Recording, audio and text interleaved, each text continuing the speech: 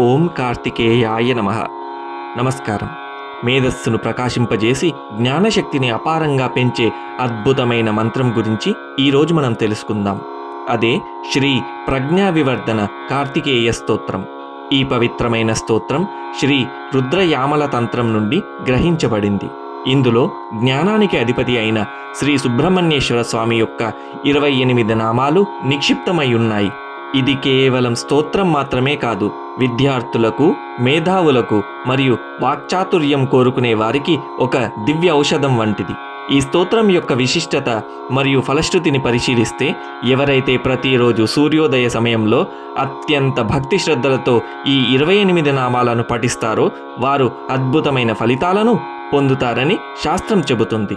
దీనిని నిరంతరం పఠించే వారికి అపారమైన ప్రజ్ఞాపాఠవాలు లభిస్తాయి అనడంలో ఎటువంటి సందేహమూ లేదు. అంతేకాకుండా నిలకడగా చదివే వారికి అరుదైన మోక్షప్రాప్తి కూడా కలుగుతుందని ఈ స్తోత్రం హామీ ఇస్తుంది.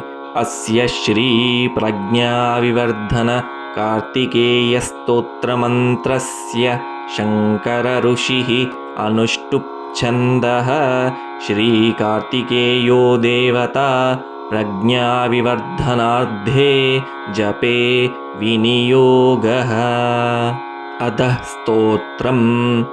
యోగీశ్వరో మహాసేనః కార్తికేయోऽగ్నినందనః స్కందః కుమారః సేనానీః స్వామి శంకరసంభవః గాంగేయస్తామ్రచూడశ్చ బ్రహ్మచారీ శిఖిధ్వజః తారకారిరుమాపుత్రః క్రౌంచారిశ్చ షడాననః శబ్దబ్రహ్మసముద్రశ్చ సిద్ధః సారస్వతో గుహః సనత్కుమారో భగవాన్ భోగమోక్షఫలప్రదః శరజన్మాగణాధీశపూర్వజో ముక్తిమార్గకృత్ సర్వాగమప్రణీతా చ వాంఛితార్థప్రదర్శనః. 28 నామాని మదీయానీతి యః పఠేత్ ప్రత్యూషం శ్రద్ధయా యుక్తో మూకో వాచస్పతిర్భవేత్. మహాప్రజ్ఞామవాప్నోతి నాత్ర కార్యా విచారణా. 25 వర్షైశ్చ ముక్తిం ప్రాప్నోతి దుర్లభం.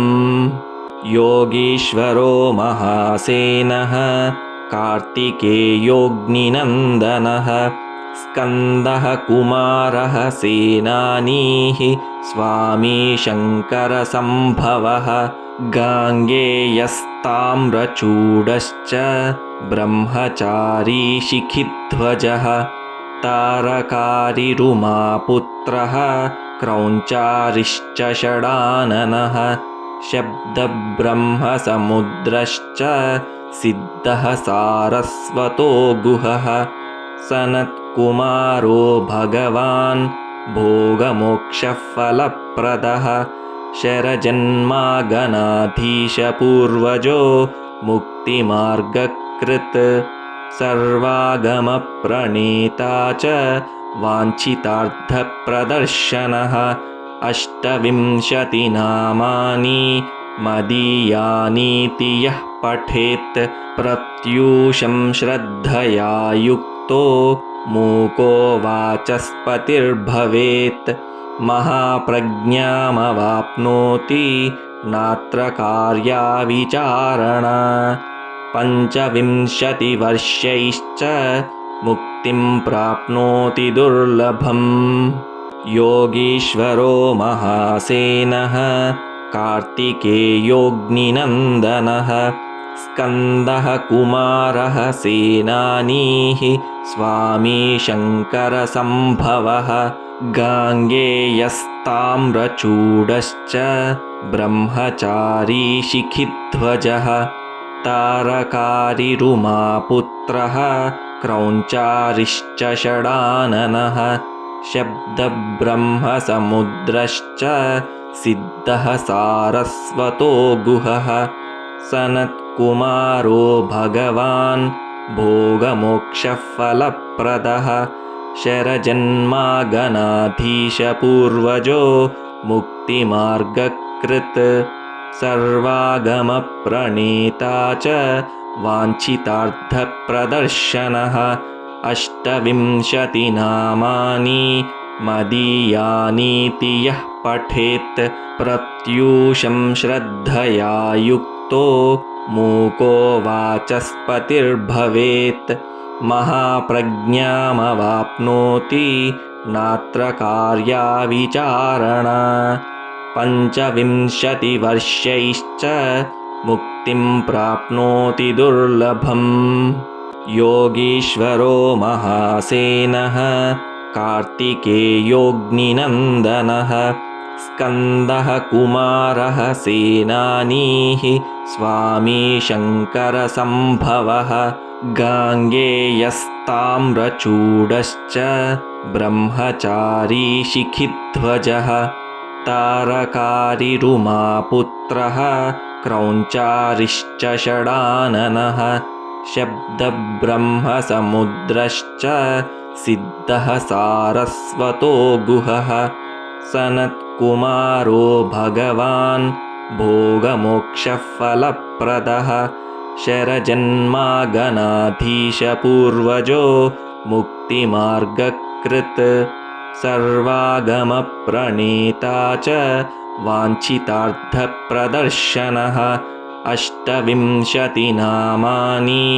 मदीयानीति यः पठेत् प्रत्यूषं श्रद्धया युक्तो मूको वाचस्पतिर्भवेत् महाप्रज्ञामवाप्नोति नात्र कार्या विचारणा 25 मुक्तिं प्राप्नोति दुर्लभम् योगीश्वरो महासेनः कार्तिकेयोऽग्निनन्दनः स्कन्दः कुमारः सेनानीः स्वामी शङ्करसम्भवः गाङ्गेयस्ताम्रचूडश्च ब्रह्मचारी शिखिध्वजः तारकारिरुमापुत्रः